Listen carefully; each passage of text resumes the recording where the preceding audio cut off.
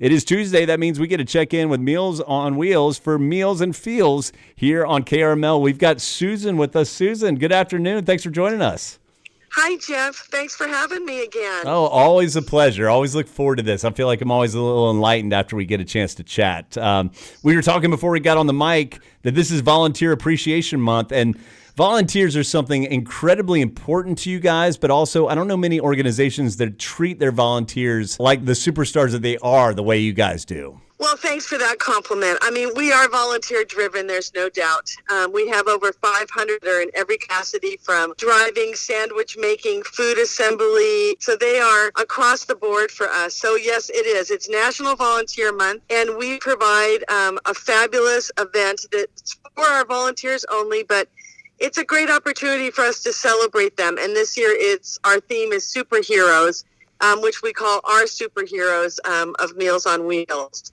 We get to recognize them with a very fun event, and we all get to be dressed up in our superhero outfits. But apart from apart from that event, there's a couple of other really fabulous events on the peninsula that is recognizing Meals on Wheels with organizations that are giving back to us. And one of them is tomorrow at Melville's Tavern, that's on Monterey Street in downtown Monterey, around the corner from Pearl and Tyler, that from 4 o'clock to 9 p.m., 10% of their sales from that time period of that night will come back to Meals on Wheels, which is great.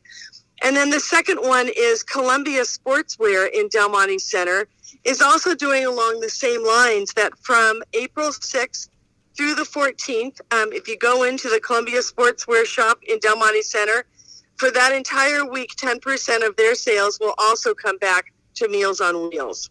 Wow. So it's a wonderful opportunity for people to give back to the community, and also enriches everything for us that we can do more for our volunteers in a variety of different ways, and more things at the center by gaining that more resources from the community. That's so cool. I mean, Columbia has been a stalwart for forever with outdoor gear, and that's great that they're so engaged with the community. Melville has got some great food and beer, so that's killer. You said 10% for that one too?